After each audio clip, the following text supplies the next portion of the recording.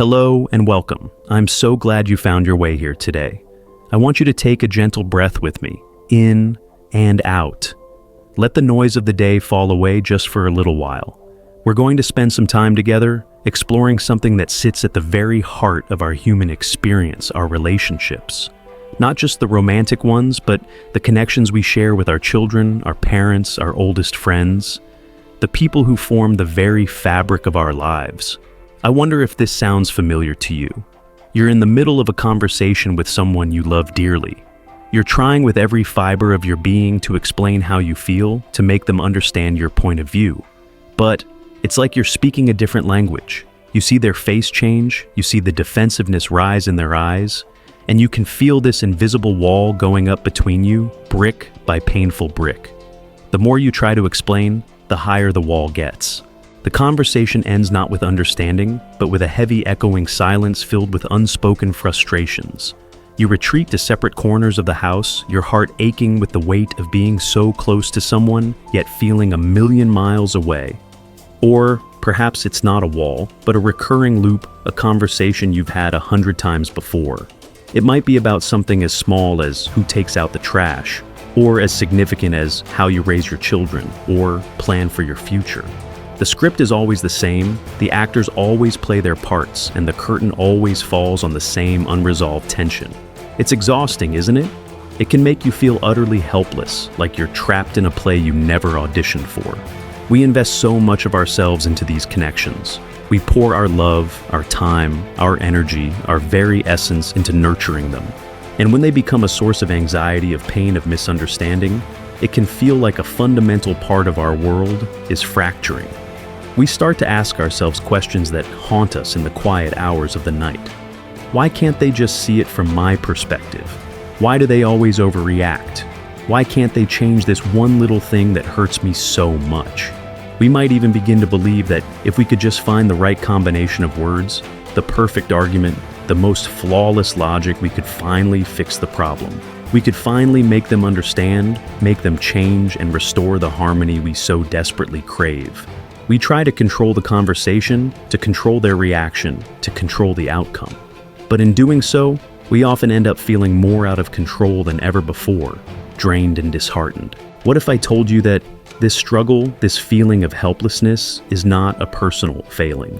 What if I told you that the key to transforming these painful dynamics doesn't lie in changing the other person, but in a subtle yet profound shift within ourselves?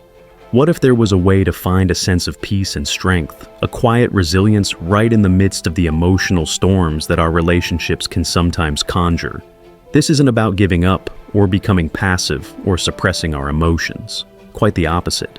It's about discovering a wiser, more effective way to engage with the people we love. It's about learning to navigate the turbulent waters of human connection with grace, wisdom, and a deep, unshakable sense of inner tranquility. This path I'm speaking of is an ancient one, a philosophy forged not in quiet libraries, but in the chaotic heart of the Roman Empire, practiced by emperors and slaves, playwrights and soldiers alike. It's called Stoicism. Now, when you hear the word stoic, you might picture someone who is cold, emotionless, a person who grits their teeth and bears their suffering in silence, a statue.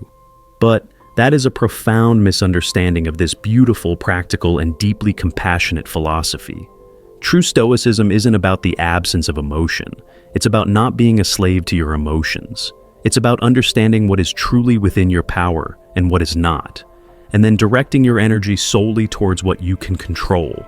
The ancient Stoics figures like the great Roman Emperor Marcus Aurelius, the insightful playwright Seneca, and the courageous former slave Epictetus, they saw philosophy not as an abstract intellectual exercise, but as a medicine for the soul, a practical guide to living a good, meaningful, and serene life, especially when faced with hardship.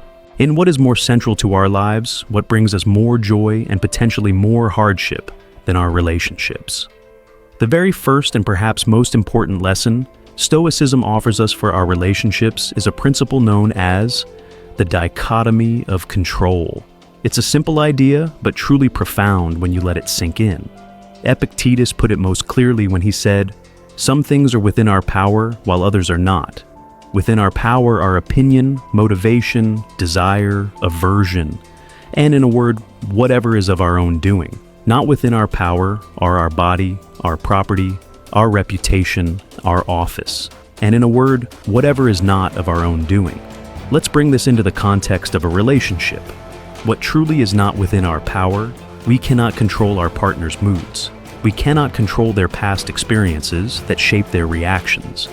We cannot control how they interpret our words no matter how carefully we choose them.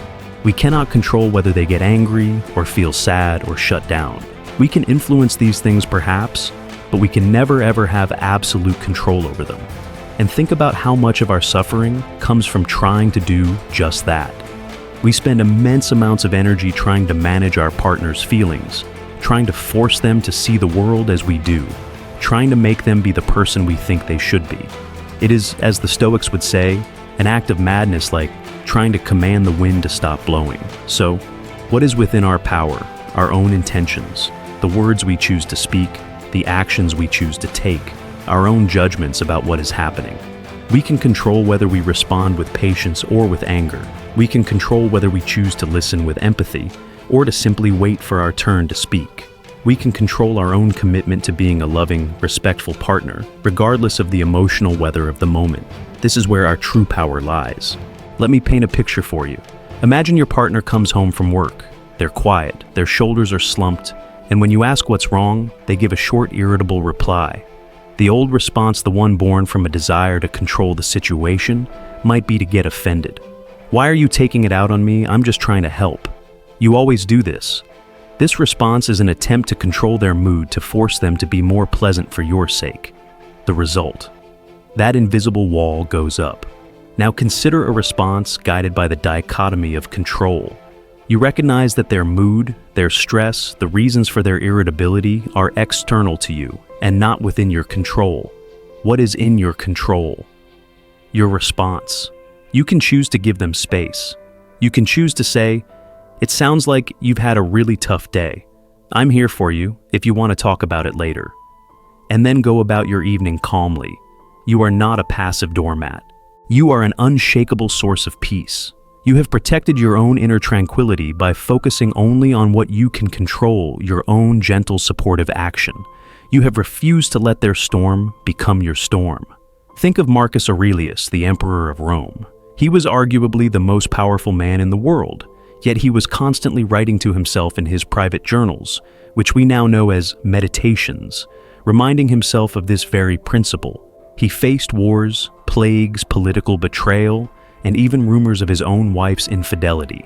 He could not control the gossip, he could not control the betrayals, he could not control the spread of disease, but he could control his own character, his own sense of duty, his own response to adversity. He chose to meet chaos not with more chaos, but with reason, virtue, and calm. If an emperor with the world at his feet had to constantly remind himself that his true power was internal, how much more important is that lesson for us in the intimate empire of our own homes? This fundamental shift in perspective is the cornerstone of everything we will explore together. It is the first step in dismantling that invisible wall and replacing it with a bridge of understanding. It is the beginning of finding freedom from the exhausting cycle of blame and frustration. By truly deeply internalizing that, we can only control ourselves, our thoughts, our actions, our intentions. We are no longer victims of our partner's moods or reactions. We become an active, steady, and resilient force for peace within the relationship. So, as we close our time together today, I invite you to gently hold this one idea in your mind: the dichotomy of control. Over the next few days, just observe without judgment. Notice how often you become stressed or upset over things that are fundamentally outside of your control. Your partner's forgetfulness, the traffic on the way to dinner, the way a friend reacted to your good news. Just notice. We are not trying to fix anything yet. We are simply laying the foundation, tilling the soil.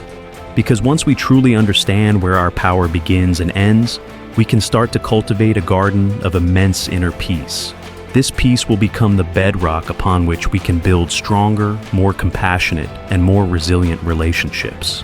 And the next step on that journey, the very tool we need to start shaping our internal world, involves looking at our own perceptions and judgments. How do we see the world, and how does that vision create the emotions we feel? That is precisely what we will explore together in our next conversation. Thank you for sharing this quiet time with me. Be well. Welcome back. I'm so happy we can continue our conversation. In our last meeting, we planted a seed together, the foundational idea from Stoicism, known as the dichotomy of control, the simple yet life-altering understanding that our peace of mind comes not from trying to manage the world around us, but from focusing our energy exclusively on the domain that is truly ours, our own thoughts, our own intentions, and our own actions. We spoke about the futility of trying to command our partner's moods or reactions, and the profound freedom that comes when we finally let go of that impossible task. But this, of course, raises a very important question. If we can't control what happens externally and we can't control how other people behave, how do we stop ourselves from being constantly thrown about by the emotional tides of our relationships? How do we find that unshakable calm we spoke of when faced with a critical word, a thoughtless action, or a painful misunderstanding? The answer lies in the next layer of this ancient wisdom, and it is perhaps the most empowering tool the Stoics have given us. It's the understanding that our emotional world is not directly created by the events in our lives, but by the judgments we make about those events. It's the story we tell ourselves about what has just happened. Imagine for a moment that your mind is like a house, and your consciousness is a window you look through to see the world. Stoicism teaches us that the events outside a partner's comment, a child's tantrum, a friend's silence are like the weather. Sometimes it is sunny, sometimes it rains, sometimes there is a storm. We cannot control the weather, but we can absolutely control the cleanliness and the color of the glass in our window. It is the glass our perception that determines how we experience the weather outside. The 2nd century Stoic philosopher Epictetus captured this with breathtaking clarity in a single powerful sentence. Men are disturbed not by things, but by the views which they take of them. Let's let that sink in for a moment. It's not the thing itself, but the view we take of the thing. This is a radical shift in responsibility. It moves the source of our emotional distress from the external world over which we have little control to our internal world over which we have ultimate control. Let's make this real with a common relationship scenario. Imagine you and your partner have agreed to meet for dinner at 7 o'clock. It's now 7:30, and they are not there. They haven't called, they haven't texted. Now the external event, the objective fact, is simply this. The time is 7:30 p.m., and your partner is not physically present. That is all that has actually happened in reality. It is neutral data, but it's not what we experience, is it? We experience the story. We immediately begin to tell ourselves about this fact. One story, one view could be, this is so typical. They have no respect for my time. They are completely inconsiderate. I bet they forgot, which just proves I'm not a priority in their life. This is a sign that they don't truly care. As you tell yourself this story, what emotions begin to bubble up? Anger, resentment, hurt, anxiety. You feel your body tense up, your jaw clench. By the time your partner does arrive, perhaps delayed by a traffic accident, you are already armed for battle, ready to unleash the pain that your story has created. But let's pause. What if in that moment at 7:30, you consciously chose a different story, a different view? What if the story was, wow, it's very unlike them to be this late without a call. I hope everything is okay. The traffic must be terrible tonight. Or maybe they got held up in a meeting that ran late. I am concerned for their safety. What are the emotions that arise from this story? Concern, yes, but also patience, empathy, and calm. You might use the time to read a book or call a friend. When your partner finally rushes in, flustered and apologetic, your first instinct isn't to attack, but to ask, "Are you all right? I was worried." The external event was identical in both scenarios. The only thing that changed was the internal judgment, the story you chose to believe. And in changing the story, you changed your entire emotional reality. You chose peace over turmoil. This is not about being naive or ignoring real problems. It's about refusing to suffer over our own unexamined interpretations. Marcus Aurelius referred to this power of the mind, this ability to choose our judgments as our inner citadel. He saw it as a fortress within each of us, a place of refuge that no external event or person could ever conquer unless we give them our permission. He wrote to himself, "Today, I escaped from anxiety. Or, no, I discarded it, because it was within me and my own perceptions, not outside. Think about the power in that phrase, I discarded it. He didn't wait for the world to change for other people to become less annoying, or for circumstances to become more favorable. He recognized that the anxiety was a product of his own mind, and therefore it was his to discard. When your partner says something you find hurtful, they are in a sense knocking on the gates of your inner citadel. They cannot force their way in. It is you who must decide whether to lower the drawbridge and allow their words to ransack your peace. You do this by consenting to the judgment that their words are in fact an attack, that they are a true reflection of your worth, that they have the power to ruin your day. What if instead, you chose to view their words as simply information? Information about their own current mood, their own insecurities, their own perspective. It is external noise. Inside your citadel, you remain safe, calm, and in command. A powerful modern illustration of this principle can be found in the life of Nelson Mandela. He was imprisoned for 27 years for his fight against apartheid. The external events of his life were horrific forced labor isolation, the loss of his freedom and separation from his family and his cause. By any objective measure, he had every right to be consumed by rage, bitterness, and despair. These would be perfectly understandable views to take of his situation. But Mandela understood that while his captors could lock away his body, they could not touch his mind, his inner citadel, unless he allowed them to. He chose a different judgment. He viewed his time in prison not merely as a punishment, but as an opportunity.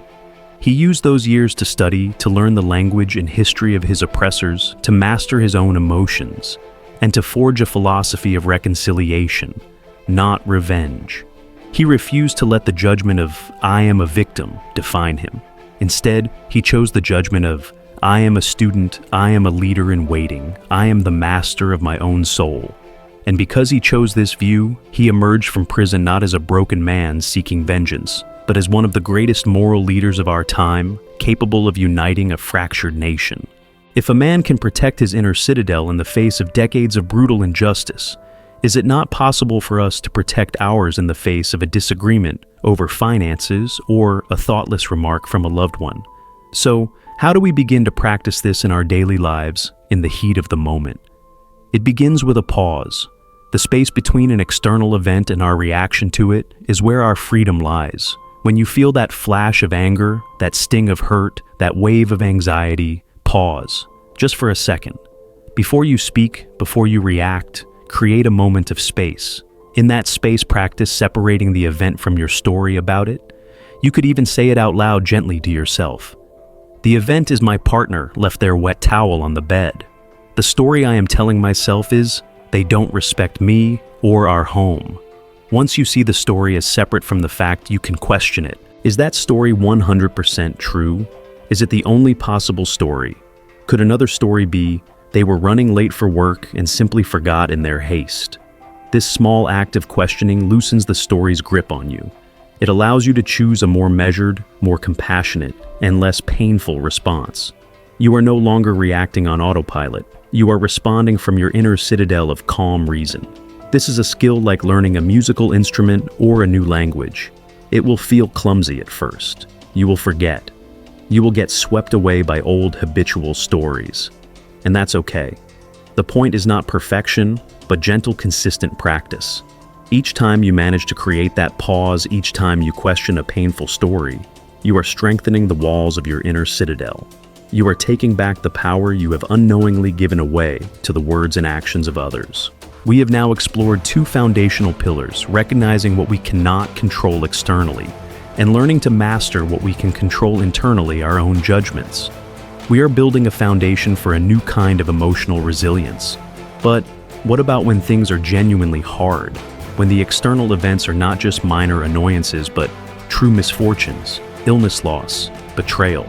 How does Stoicism guide us to face the truly difficult storms of life and love with grace and strength? It offers us a way not just to endure hardship, but to find meaning and even gratitude within it. This profound and transformative idea is what we will delve into with great care in our next conversation. I look forward to seeing you then. Go gently. Welcome back. In our last two conversations, we have been carefully laying a foundation together. We first explored the liberating power of the dichotomy of control, understanding where our true agency lies. Then we journeyed inward to our inner citadel, learning that it is not events that disturb us, but the stories we tell ourselves about them. These are powerful tools for navigating the daily common frictions of life and love. But I left you with a difficult and vital question. What happens when it's not just friction? What happens when the ground beneath our relationship begins to shake? What about the profound challenges, the true misfortunes that no amount of positive thinking can wish away? I'm speaking of a frightening medical diagnosis, the crushing weight of a job loss, the sharp pain of betrayal, or the slow heartbreaking drift into estrangement. How can an ancient philosophy possibly help us when we are in the very heart of the storm? This is where Stoicism reveals itself, not as a simple life hack, but as a profound source of strength and resilience. Let's be very clear. Stoicism does not pretend that pain isn't real. It doesn't ask you to put on a brave face and pretend that a tragedy is a blessing in disguise. The Stoics were realists. They knew life contained immense suffering. The great Stoic writer Seneca, who endured political exile and was ultimately ordered to take his own life by the Emperor Nero, knew this better than most. He wrote, "A gem cannot be polished without friction, nor a man perfected without trials." What he is telling us is that hardship is not an anomaly. It is an integral part of the human condition, and more importantly, it is the very thing that can forge our character. The Stoic approach to deep adversity is not to deny the pain, but to change our relationship with it. It begins with a calm and unflinching acceptance of reality, a practice the Stoics called the art of acquiescence. When a crisis hits a relationship, our first instinct is often to fight against reality itself. We cry out, "This shouldn't be happening. This is not fair. Why us?" This struggle, this resistance to what is, creates a second layer of suffering on top of the initial pain. It's like being caught in a powerful ocean current. We can exhaust ourselves, thrashing and fighting against the pull, only to be dragged under.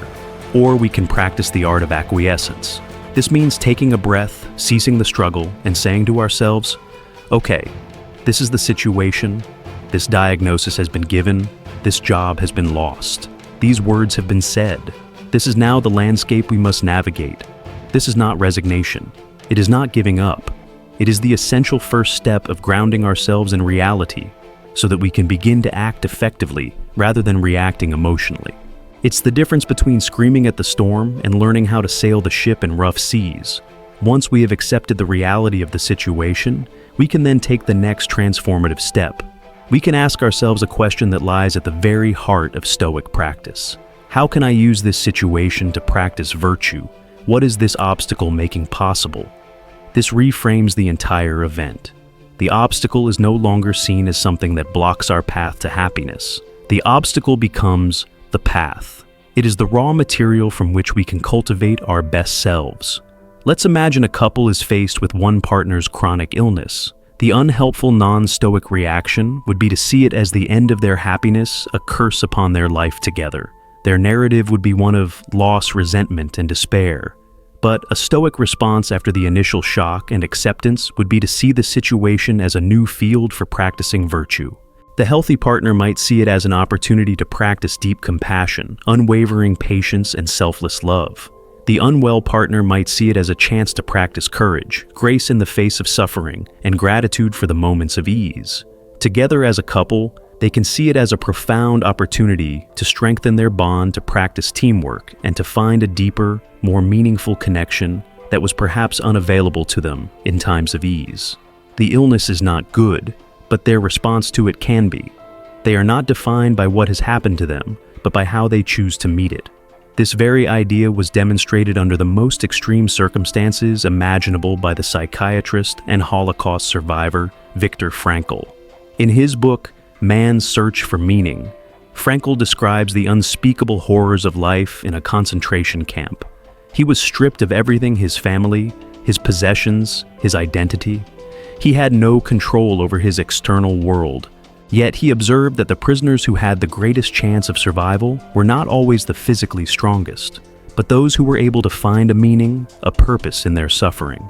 They were able to hold on to what Frankl called the last of the human freedoms to choose one's attitude in any given set of circumstances. He chose to see his suffering as a chance to study the human psyche under extreme duress, to offer psychological support to his fellow prisoners, and to hold on to the image of his beloved wife. He found his why, and that made any how bearable. He discovered that even in the darkest abyss, our power of choice over our inner world remains sovereign. If this principle holds true in a concentration camp, imagine its power in the context of our own relationships. When faced with a shared hardship, we can ask ourselves and each other, what is our why? Our why is our shared love. Our why is our commitment. Our why is the family we have built. This challenge, this obstacle, is our chance to live out that why more fully and courageously than ever before. This leads us to the ultimate expression of Stoic acceptance, a concept perhaps best encapsulated by the Latin phrase popularized by the philosopher Friedrich Nietzsche, amor fati. It translates to a love of one's fate. This is perhaps the most challenging and misunderstood idea in all of Stoicism. It does not mean you should be happy that bad things happen. It means learning to love your life, your entire life, exactly as it is and as it has been.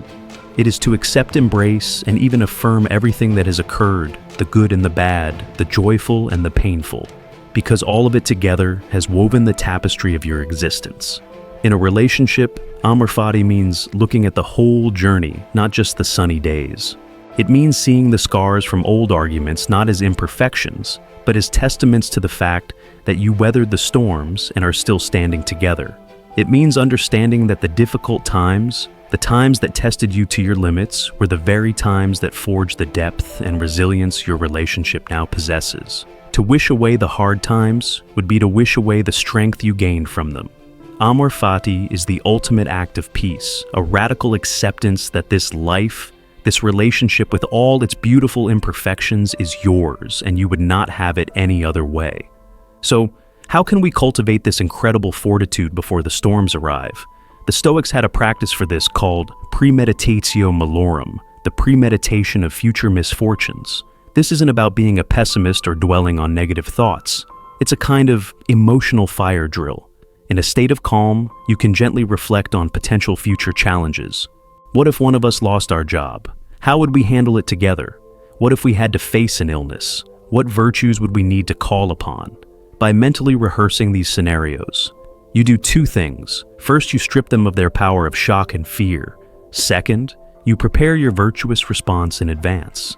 You affirm to yourself and to each other that you have the inner resources to handle whatever life throws at you. You build a deep shared confidence, not that bad things won't happen, but that you will be able to meet them with wisdom, courage, and love. We have now journeyed from the outside world into our inner citadel, and then faced the greatest challenges that world can throw at us. We have fortified our minds and learned to see every obstacle as an opportunity for grace and strength. We have built a foundation of incredible inner resilience. But a fortress is not meant to be sealed off forever. Its strength is meant to provide a secure base from which to engage with the world. So now it is time to open the gates, not in surrender, but in wisdom. How do we take this inner calm, this reasoned perspective, and this newfound strength and bring it into our actual conversations? How do we speak, and just as importantly, how do we listen from this place of tranquility? That is the next crucial step in our journey together, mastering the art of Stoic communication. I'll see you then. Welcome back. In our journey so far, we have done the vital inner work. We have learned to distinguish what is and is not within our control. We have fortified our inner citadel by mastering our judgments. And we have even confronted how to face life's greatest hardships, not as victims, but as virtuous actors. But philosophy is not meant to remain locked within us, a secret treasure that no one else can see. It must be lived, expressed, and shared. Its true value is revealed in our interactions with others, especially with those we hold most dear. Today we open the gates of our inner citadel and learn to communicate from this newfound place of strength and tranquility. We will explore how to speak, and just as importantly, how to listen like a Stoic. First, we must redefine the purpose of communication within our relationships. For many of us, without even realizing it, We enter conversations, especially difficult ones, with the goal of being right, of winning the argument, of proving our point, or simply of venting our frustrations. It becomes a battle of wills, a courtroom drama where each person is a lawyer, presenting their case, trying to dismantle the other's argument. The Stoic, however, approaches communication with an entirely different objective. The goal is not victory, but truth and connection. The goal is not to win, but to understand. It is a collaborative effort, not a competitive one. Imagine two architects trying to design a bridge together. Their focus is on the shared project, on making something strong and beautiful. They may disagree on materials or angles, but their shared goal unites them. This is the mindset of Stoic communication. The two of you are not adversaries. You are partners working on the shared sacred project of your relationship. With this new goal in mind, the first pillar of Stoic communication is to speak with reason, not with passion. This flows directly from everything we have learned. The Stoics understood that our initial emotional reactions, what they called the first movements, are often involuntary. The flash of anger, the sting of hurt, these are natural. But what we do with that initial flash is entirely within our control. To speak with reason means to insert a pause between that initial feeling and the words that come out of your mouth. It's the practice of filtering our raw emotion through our rational mind before we give it a voice. Marcus Aurelius constantly reminded himself of this writing. If you are pained by any external thing, it is not this thing that disturbs you, but your own judgment about it, and it is in your power to wipe out this judgment now. Before you speak out of pain, you must first examine the judgment causing the pain. Let's use a simple everyday example. Your partner said they would take the car for an oil change today, but they forgot. The passionate reactive response driven by the judgment, they are unreliable and don't respect our shared responsibilities, might sound like this. I can't believe you forgot. Again, I reminded you this morning. Do I have to do everything myself? It feels like you just don't care. This is an attack. It is designed to wound, to assign blame. It is born of uncontrolled emotion. Now, let's imagine the Stoic pause. You feel the flash of frustration. But instead of speaking, you examine your judgment. You challenge it. Is it true they don't care? Or is it more likely they had a stressful, busy day and it simply slipped their mind as things sometimes slip my own? You choose a more charitable and realistic judgment. Then you speak from a place of reason, focused on solving the problem. I see the car didn't get to the shop today. We need to get that done before our trip this weekend. Let's look at our schedules and figure out a new time. How does tomorrow morning look for you? The focus shifts from blame to collaboration. The issue is addressed without creating a new wound. This is speaking from the inner citadel. The second pillar, and arguably the more difficult and important one, is the discipline of listening. The Greek philosopher Zeno, the founder of Stoicism, is credited with the famous observation that we have 2 ears and 1 mouth for a reason, so that we can listen more than we speak. For most people, listening is a passive act. We are simply waiting for the other person to stop talking so we can make our own point. Often we are not even hearing their words. We are busy formulating our rebuttal in our minds. Stoic listening is the opposite. It is an active, engaged, and empathetic discipline. It is the practice of trying to genuinely understand the other person's perspective, their reality, their underlying feelings, without the immediate filter of your own judgment. It is to offer them the gift of being truly heard. Imagine your partner comes to you and says in a frustrated tone, "It feels like you're always on your phone. We never just sit and talk anymore."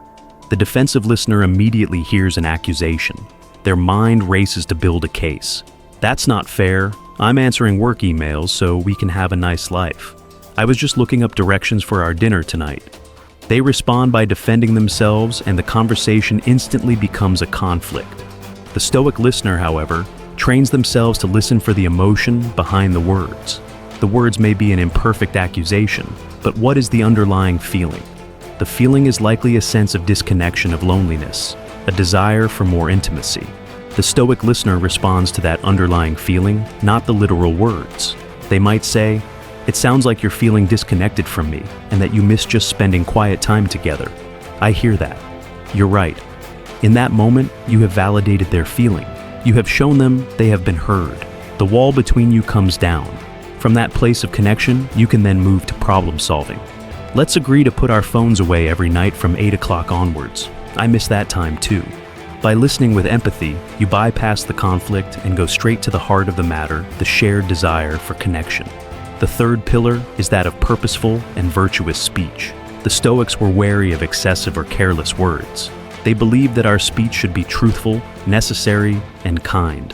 This means avoiding gossip, idle complaints, and nagging.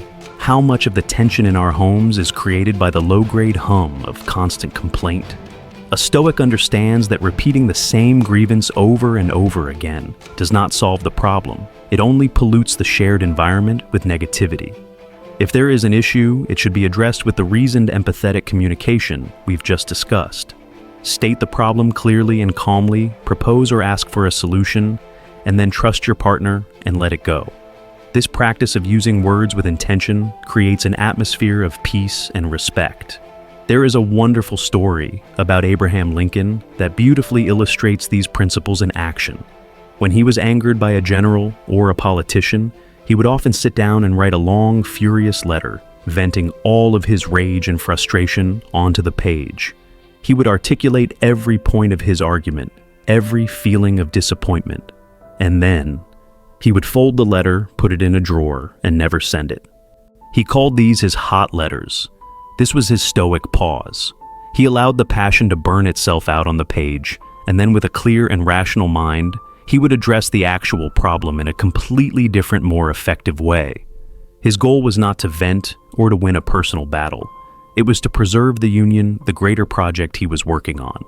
For us, the relationship is our union. We must learn to write our own hot letters, even if only in our minds, and then speak from a place of wisdom with the goal of preserving that precious union. So, we have learned to fortify our minds to face hardship with grace, and now to communicate with wisdom and empathy. We are learning how to think like a Stoic and speak like a Stoic. But philosophy, to be real, must be lived. It must be expressed not just in our thoughts and words, but in our deeds. How then do we love like a Stoic? How do we translate these noble principles into the tangible, everyday acts of kindness, support, and fairness within our partnerships? That is the essential and beautiful topic we will turn to next time as we explore what it means to put virtue into action. I look forward to continuing our journey. Welcome back. I'm so glad we can be here together again. Over our past few meetings, we have journeyed through the landscapes of our own minds. We've fortified our inner citadels. We've learned to reframe our world through the lens of our own judgment. And we've even begun the delicate work of reshaping our communication to be a bridge for connection rather than a battlefield. We have learned to think like a Stoic and to speak like a Stoic. But as the great Stoic Seneca reminds us, philosophy is not a matter of words, but of deeds. Talk, no matter how wise or insightful, is ultimately weightless if it is not grounded in action. It is in what we do that our philosophy truly comes to life. And so, today we turn to the most crucial question of all. How do we love like a Stoic? How do we translate these principles into the daily, tangible acts of affection, kindness, support, and partnership? To begin, we must understand that the Stoic view of love is perhaps different from our modern romanticized notion. Our culture often portrays love as an overwhelming, uncontrollable passion, a feeling that happens to us. For the Stoics, while they certainly acknowledged the joy and attraction between people, true love was less about a fleeting feeling and more about a chosen commitment, a willed direction of character. It is a verb more than it is a noun.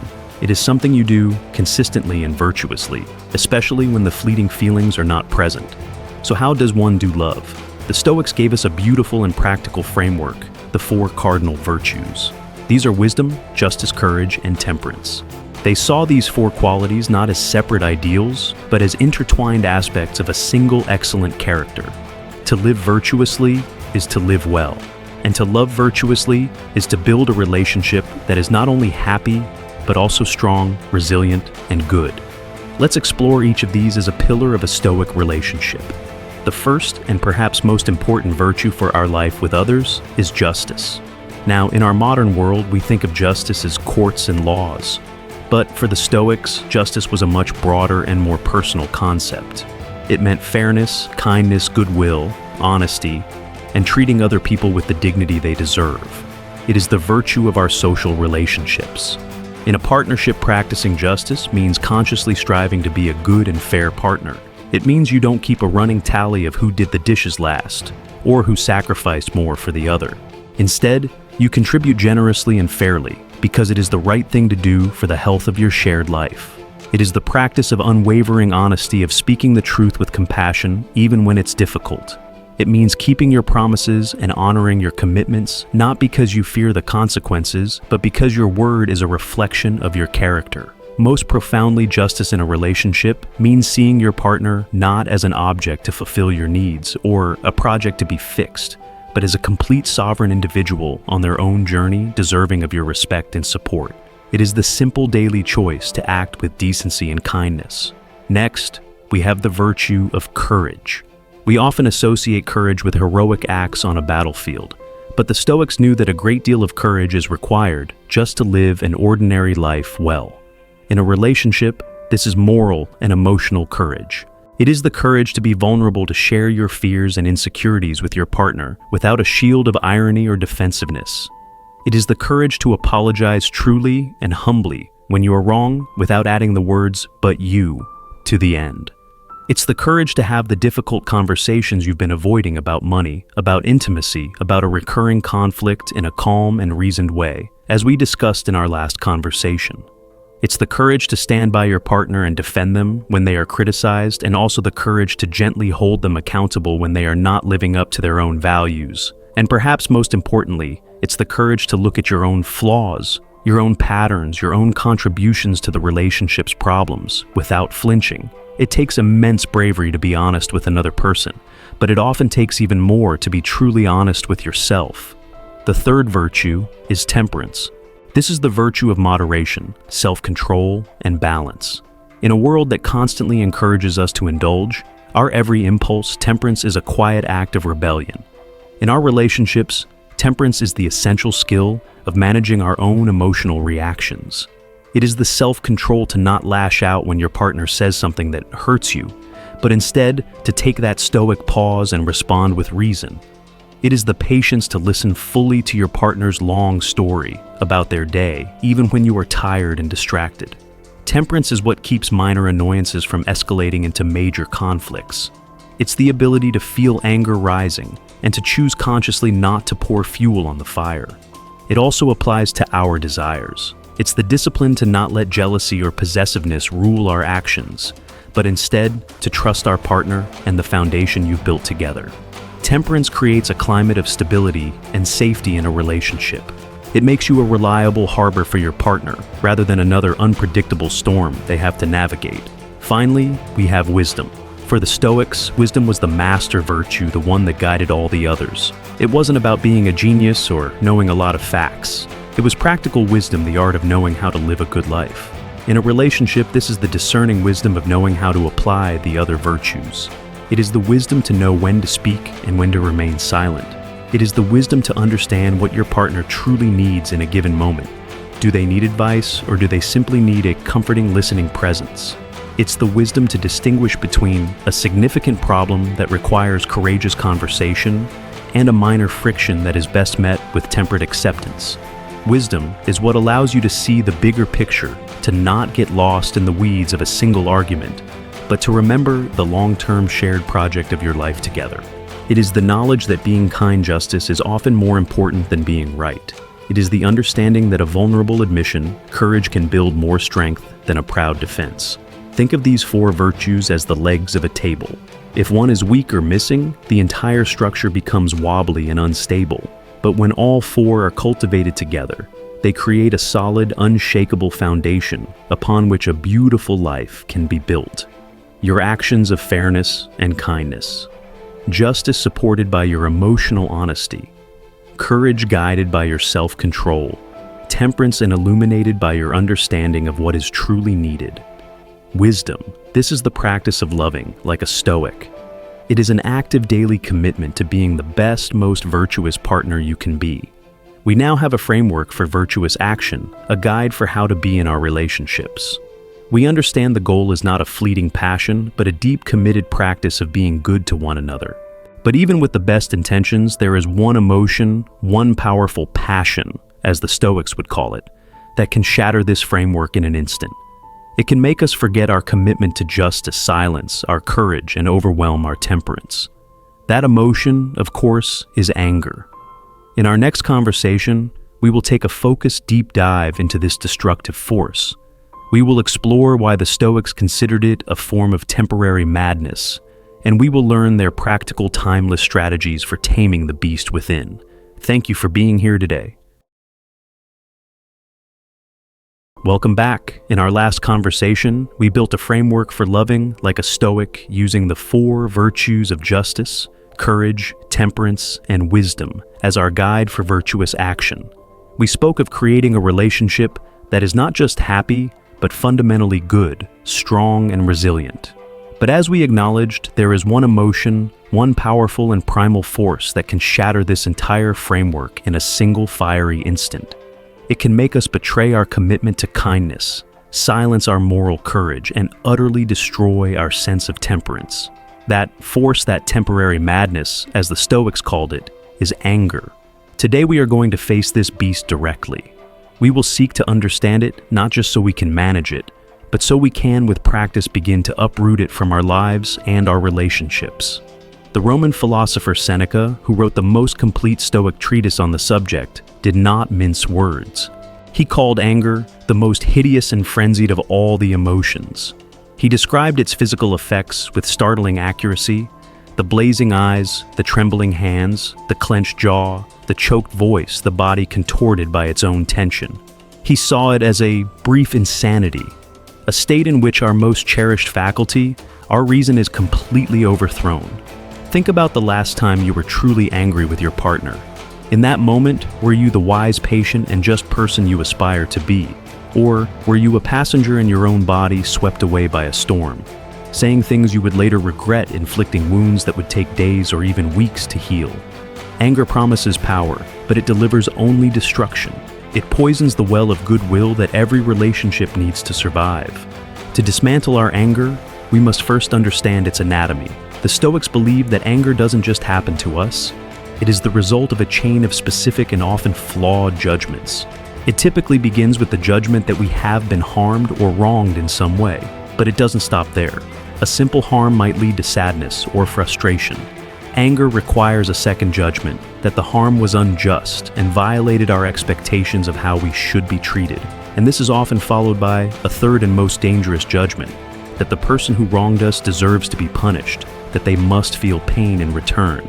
So, the formula looks something like this: harm plus injustice plus a desire for revenge or rage. Let's apply this to a relationship. Imagine your partner makes a critical comment about your family in front of friends. The comment is the external event. Your first judgment is, that was hurtful harm. Your second is, they should not have done that. It was disloyal and unfair to me. Injustice. And your third simmering judgment is, I'm going to make them pay for that later. They're going to hear about this. Revenge. And so, the evening is ruined not just by the initial comment, but by the raging fire that your own judgments have fueled. You have surrendered your inner peace to the perceived wrongdoing of another. Now, many people believe that their anger is useful, even necessary. They'll say, if I don't get angry, people will walk all over me. Or, anger is what motivates me to create change. The Stoics would argue this is a dangerous illusion. Anger, being a form of madness, is a terrible tool for achieving a rational outcome. Can you perform delicate surgery with a sledgehammer? Can you navigate a ship through a storm by spinning the wheel wildly? In the same way, you cannot build a better relationship through the irrationality of rage. Firmness, courage, clear communication, and reasoned arguments are the tools of a wise person. Anger is the clumsy and destructive weapon of a person who has lost control. A calm, firm statement like, when you said that it was hurtful and inappropriate, we need to talk about why that happened, is infinitely more powerful and effective than a furious, vengeful tirade. One seeks to solve the problem, the other seeks only to inflict a wound. So, how do we begin the practical work of taming this beast? The Stoics offered a toolkit of strategies designed to be used in the heat of the moment and as a long-term practice. The first and most important tool is one we have touched on before: the delay. When you feel the first hot flush of anger, your only job is to do nothing. Seneca advised a friend that the greatest remedy for anger is to wait. Let the initial fog of war clear. Muddy water, if left undisturbed, will settle, and clarity will return. When your partner says or does something that triggers your anger, commit to not responding immediately. You might need to say, "I am feeling too angry to talk about this right now. I need to take a walk. We can discuss this in an hour when I am calmer."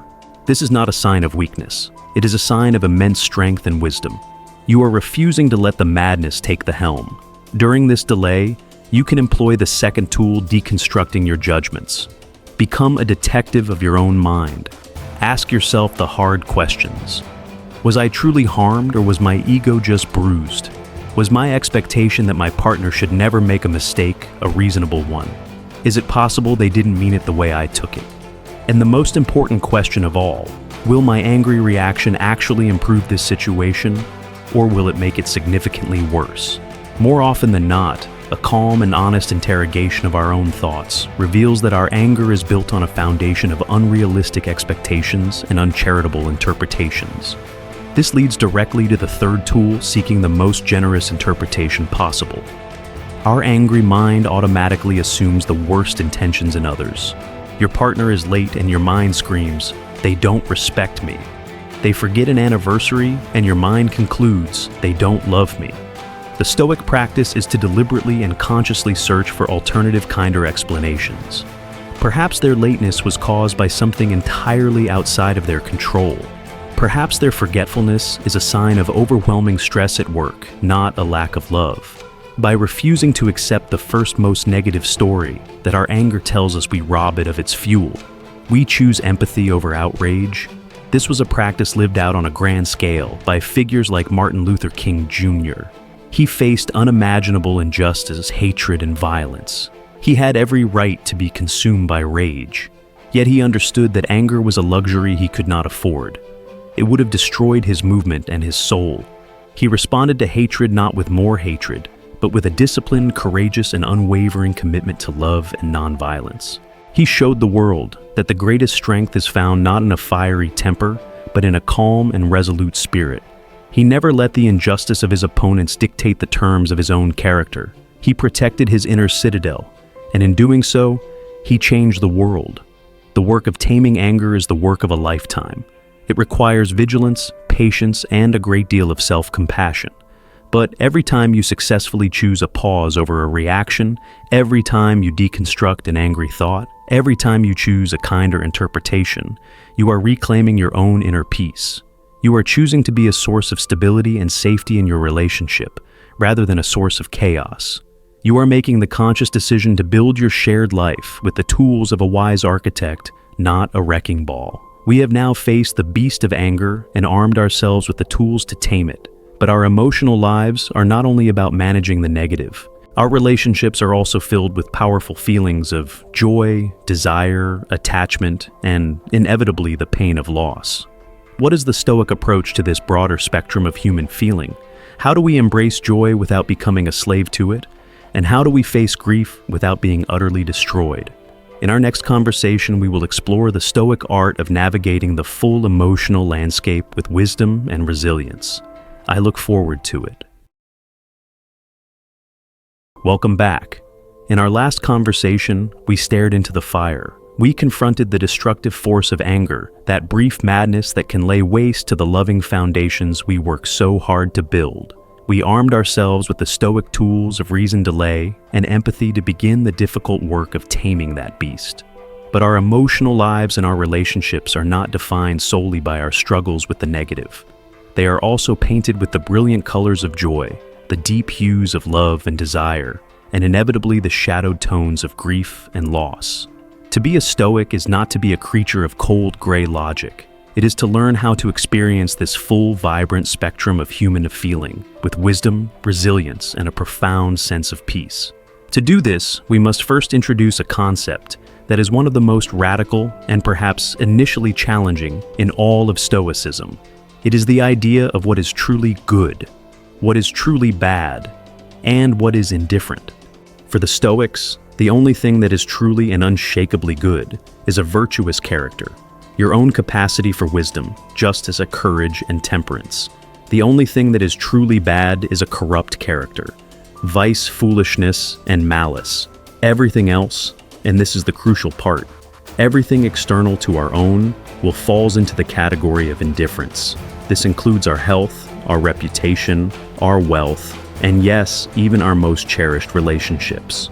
Now, hearing that your loving partner or your happy marriage is an indifferent can sound cold, even offensive. But please stay with me, because this is where the genius and compassion of the philosophy truly unfolds. The Stoics were not fools. They understood that some things are naturally preferable to others. They made a distinction between preferred indifference and dispreferred indifference.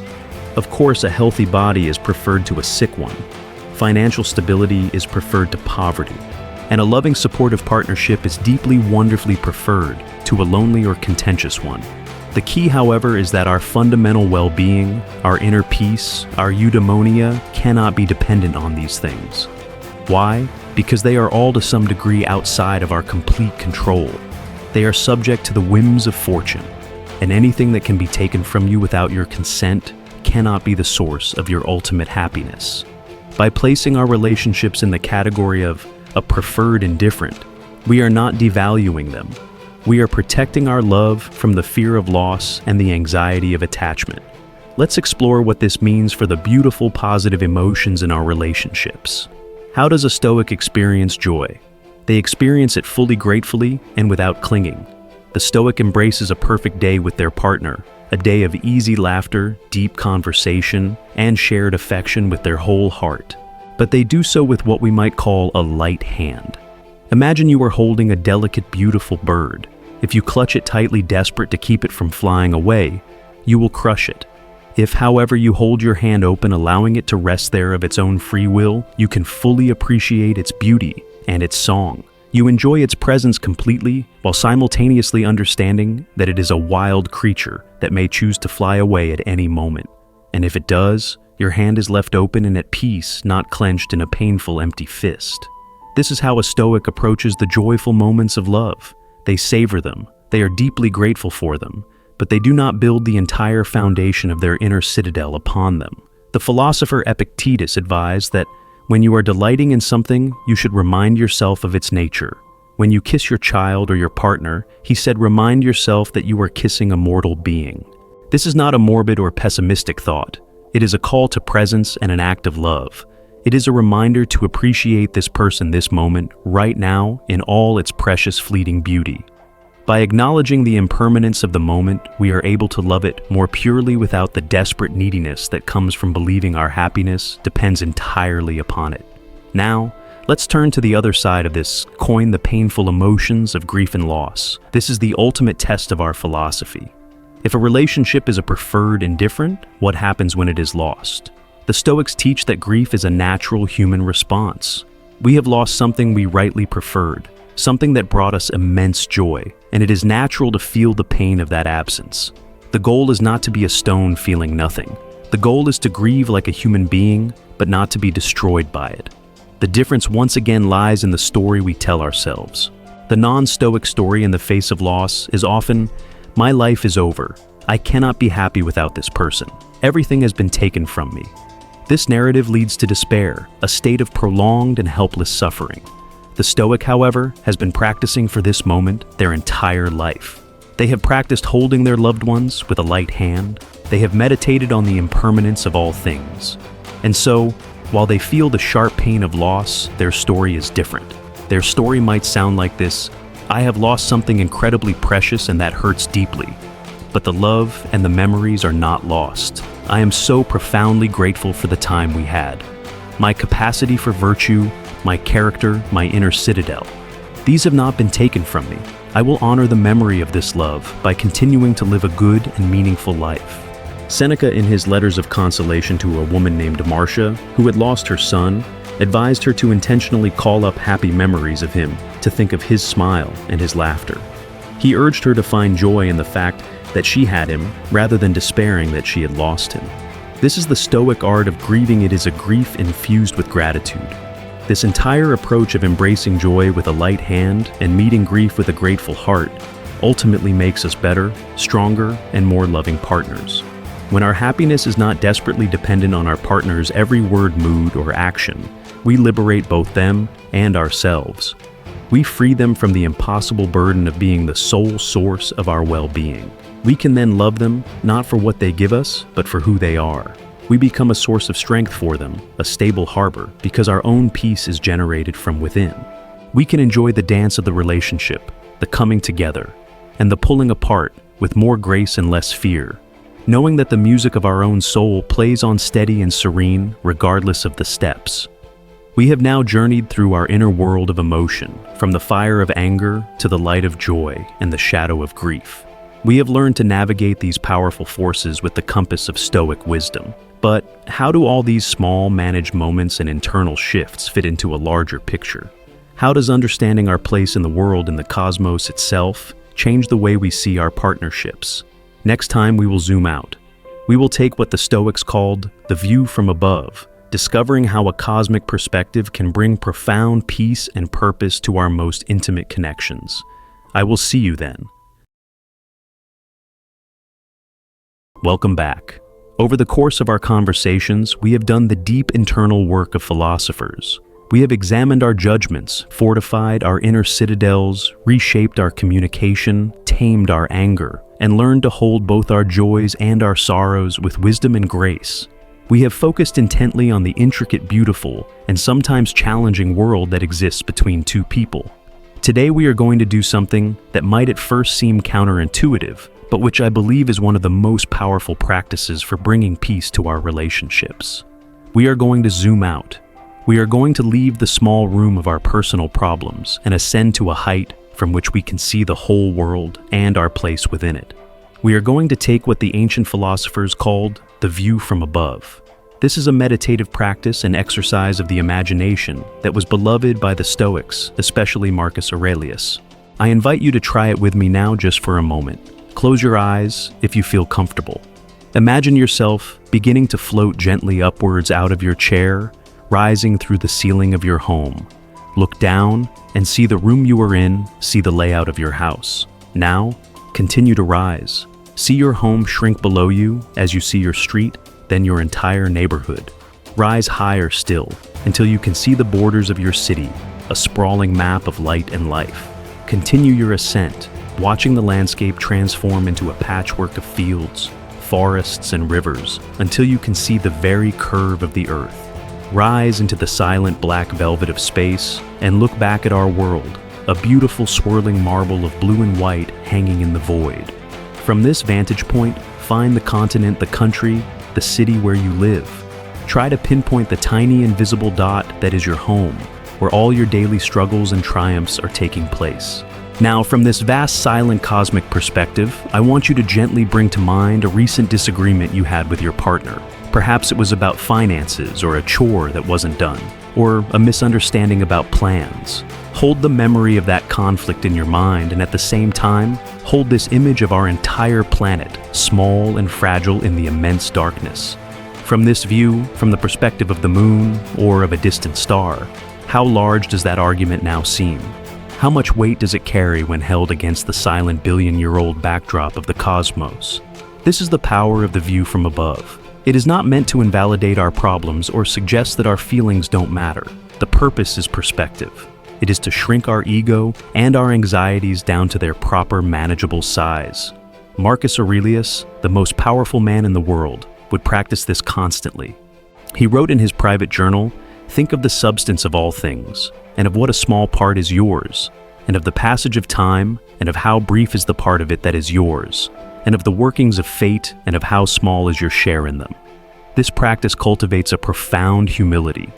It reminds us that our lives and our conflicts are a tiny fleeting flicker in the grand sweep of cosmic time.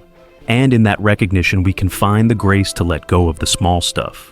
We can find the wisdom to distinguish between a relationship-defining issue and the trivial frustrations that we allow to steal our peace. This cosmic perspective leads to another core Stoic idea, one with a beautiful name, sympatheia.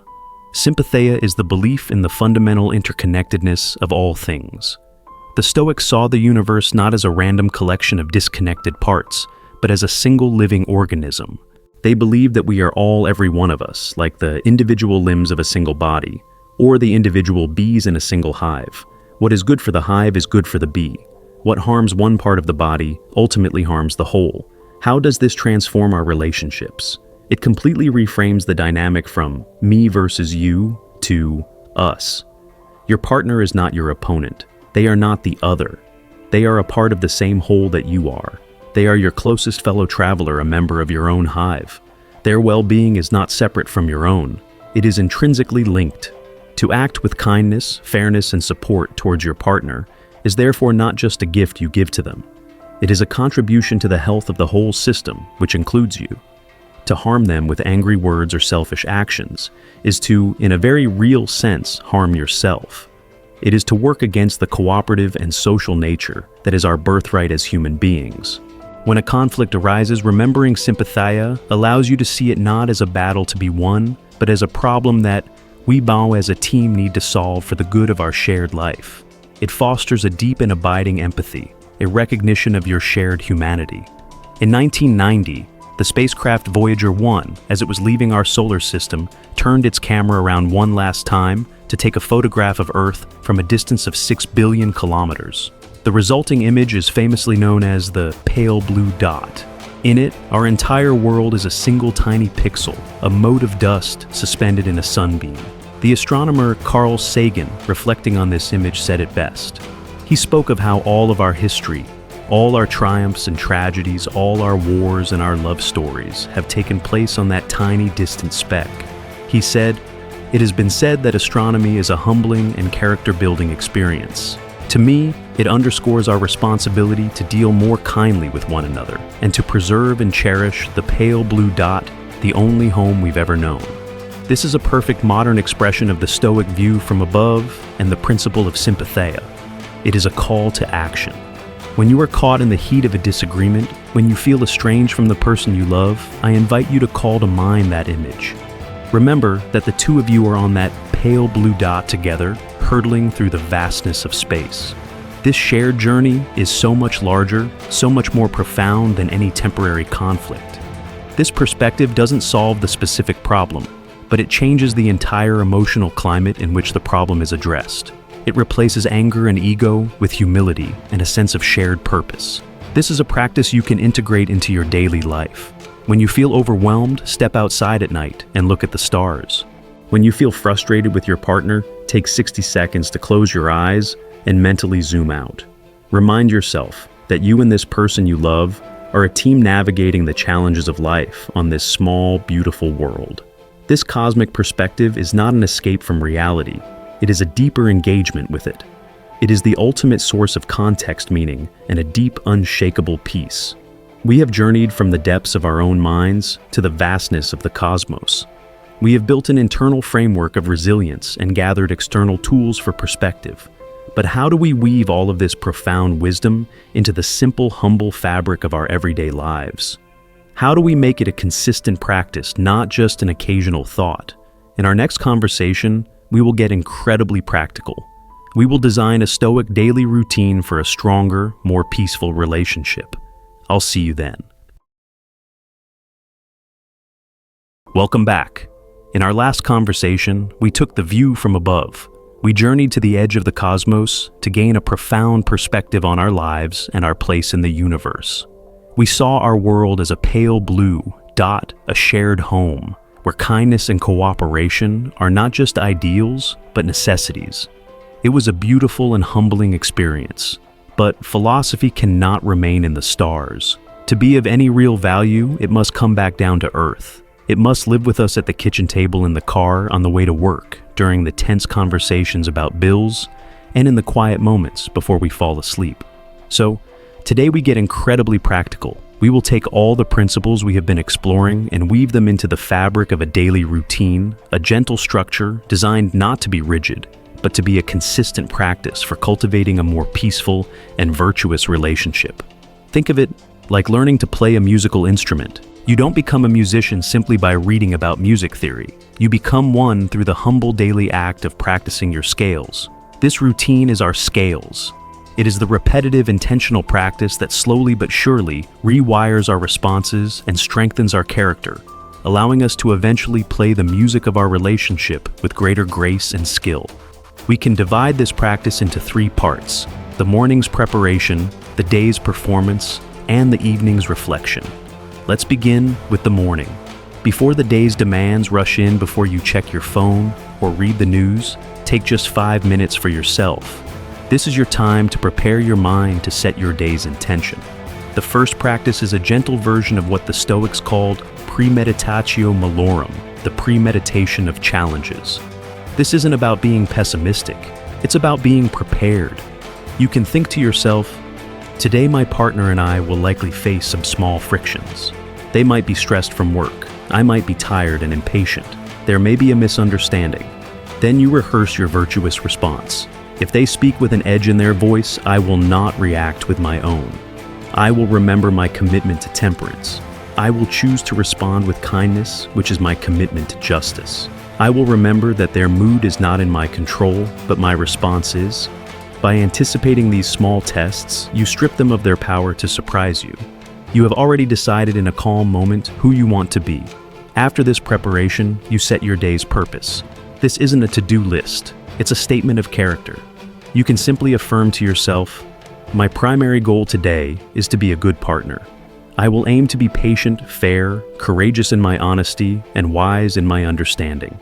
This sets your inner compass. Now, no matter what the day brings you, have a true north to guide your actions. You are no longer just reacting to events. You are living out an intention. Finally, spend 1 minute in quiet gratitude. Specifically, bring to mind 1 or 2 things you genuinely appreciate about your partner. Perhaps it's the way they make you laugh, their dedication to their work, or a small kind thing they did yesterday. This simple act primes your mind for connection and counteracts the brain's tendency to focus on grievances. Now, we move into the day itself, the performance. The goal here is not perfection, but mindfulness. Your most important tool throughout the day is the Stoic pause. We've spoken of this before, but this is where it is put into constant practice. The moment you feel a surge of frustration, defensiveness, or hurt, that is your cue. It's a mental alarm bell. In that space between the event and your reaction, you take a breath. You remember your morning's intention. You ask yourself, what would a wise and just person do right now? This pause may only last for 3 seconds, but it is in those 3 seconds that you reclaim your freedom. It is the space where you choose to be the person you want to be, rather than a puppet of your own fleeting emotions. Alongside this, you can practice small, mindful check-ins. As you pour a cup of coffee as you walk to your car, just ask yourself, am I focused on what I can control? Am I holding things with a light hand? These are not meant to be stressful, but gentle reminders that bring you back to your philosophical center. Then comes the evening, and this is perhaps the most transformative part of the entire practice. Before sleep, set aside 10 minutes with a journal. This is not for venting or complaining. This is for a compassionate and honest self-review, a practice Seneca cherished. He would ask himself each night what progress he had made. We can adapt this specifically for our relationship. Ask yourself 3 simple questions. 1. Where did I act virtuously as a partner today? Acknowledge your successes. I was patient when they were running late. I listened with my full attention when they spoke about their day. I chose kindness instead of criticism. This reinforces your progress. 2. Where did I fall short of my own values as a partner today? This requires courage and honesty, but not harsh self-judgment. I was short-tempered when we discussed finances. I was distracted by my phone during dinner. I failed to express my appreciation for something they did. You are simply noting the data like a scientist observing an experiment. And 3, what can I learn from this, and what will I practice differently tomorrow? This is the key. You turn every mistake into a lesson. Tomorrow, before we talk about money, I will remind myself to stay calm. I will put my phone away during meals. I will make a point of saying, thank you. This process ensures that even on your worst days, you are still learning and growing. You end the day not with guilt, but with a clear plan for improvement. You are turning your life into your own philosophical classroom. This idea of a structured daily review for self-improvement is not just a Stoic one. The American founding father Benjamin Franklin, in his autobiography, details his own daily routine. He had a list of 13 virtues he wanted to cultivate. Every morning, he would ask, "What good shall I do this day?" And every evening he would ask, "What good have I done today?" He created a chart to track his progress, holding himself accountable to his own aspirations. This is the timeless practical wisdom of turning your ideals into a daily workable system. This 3-part routine preparation, performance, and reflection creates a powerful feedback loop. You begin the day with a clear intention, you practice mindfulness in the moments that matter, and you end the day with an honest review that provides the lesson for the following morning. It is a slow, steady, and humble path. But through this consistent practice, day by day, you begin to close the gap between the partner you want to be and the partner you actually are. We now have a philosophy to guide us, a set of tools to use, and a daily structure to ensure we practice. We have journeyed from our innermost thoughts to the vastness of space and back to the quiet of our own homes. In our 10th and final conversation, we will bring all of these threads together. We will look not just at a single day, but at the entire journey, a lifetime of loving wisely and living well, and what it truly means to be a Stoic in love. I very much look forward to sharing that conclusion with you. Welcome back for one last time. For 9 conversations, we have walked a path together, an ancient path of wisdom that leads not to a final destination, but to a new way of traveling. We began our journey with a single liberating step, understanding the dichotomy of control, learning to distinguish between the vast world outside of our power and the small sovereign kingdom of our own mind. From that firm ground, we learned to build an inner citadel, a fortress of peace constructed not of stone, but of our own carefully chosen judgments, a place where no external event or person could cause us harm without our consent. We looked into the face of life's greatest difficulties and discovered that the obstacle is the way that every challenge our relationship faces is not a barrier to our growth, but the very field upon which our virtues of courage, compassion, and resilience can be cultivated. We then opened the gates of that citadel, learning to communicate not from a place of passion and reactivity, but from a place of reason, empathy, and wisdom. We redefine love itself, seeing it not as a fleeting feeling, but as a daily practice of the 4 great virtues: the kindness of justice, the strength of courage, the calm of temperance, and the guidance of wisdom. We stared down the beast of anger and armed ourselves with the tools to tame its destructive fire. We learned to hold our joys with a light, grateful hand, and to meet our inevitable sorrows with a grace that honors what we have lost, without being destroyed by it. We zoomed out to the very edge of the cosmos, gaining a divine perspective that shrank our egos and reminded us of our profound shared humanity on this pale blue dot. And finally, we brought all of that cosmic wisdom back down to earth, weaving it into the humble, practical rhythm of a daily routine, a structure for a lifetime of practice. We have, in essence, built a complete philosophical toolkit for our relationships. So, what is the grand purpose of all this? Where does this path ultimately lead? The goal is not to achieve a perfect, conflict-free relationship. Such a thing does not exist, for it would require perfect people, and we are all beautifully, stubbornly imperfect. The goal is something the ancient Greeks called eudaimonia. The word is often translated as happiness, but it's deeper than that. It means human flourishing. It is a state of deep well-being, serenity, and meaning that comes from living a life of virtue, from being the best version of yourself you can be. A Stoic relationship, then, is one where 2 people commit to helping each other achieve this state. It is a partnership in flourishing. It is 2 strong inner citadels standing side by side, offering each other shelter and support, not 2 crumbling walls leaning on each other out of desperate need. This means we must release ourselves from the burden of perfection. In Stoicism, there is no enlightened master who has all the answers. There is only the Procopton, the one who is making progress, the student. Seneca beautifully captured this when he said, "I am not a wise man, and I never will be. I require the same of you, that you should not be a sage. I am not a physician, but a patient." We are all patients, all works in progress. You will forget these lessons. You will get angry. You will make flawed judgments. You will act without virtue. That is guaranteed. The Stoic practice is not about never falling down.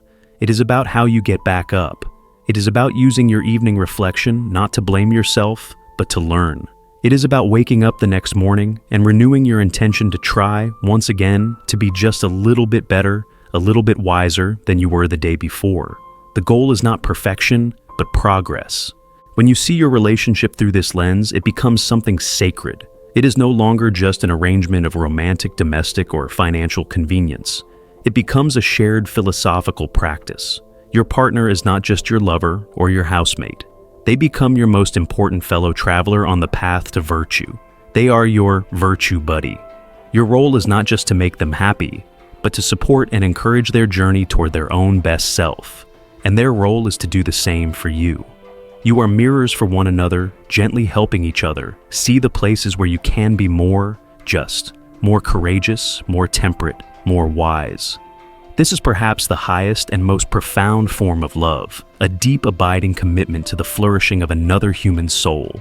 And here we arrive at the beautiful paradox that lies at the heart of this entire philosophy. For 10 weeks, we have focused almost entirely on what is within your own control: your judgments, your intentions, your actions, your character. We have spent very little time on techniques to change your partner. And yet, the paradoxical outcome of this deep internal work is that it has the greatest possible power to transform your relationship for the better. By ceasing your attempts to control them, you give them the space to be themselves. By mastering your own reactivity, you create an environment of peace and safety. By focusing on your own virtue, you become without any effort a more patient, loving, supportive, and admirable partner. You become the change you wish to see. By focusing on your own inner citadel, you become the greatest possible gift to the person you love. Our journey together, this series of conversations, is now at an end. But your journey, the real one, is just beginning. It will be a journey of 1,000 small moments of choosing the pause over the angry word, of choosing the kinder interpretation, of reflecting on your day with an honest and forgiving heart. It will not always be easy, but it is a worthy path. It is the path of building not just a happier relationship, but a stronger character and a more meaningful life. Thank you truly for sharing this time with me, for being open to these ancient and timeless ideas. It has been an honor to walk beside you for a while. Now the path is yours. Live well and love wisely.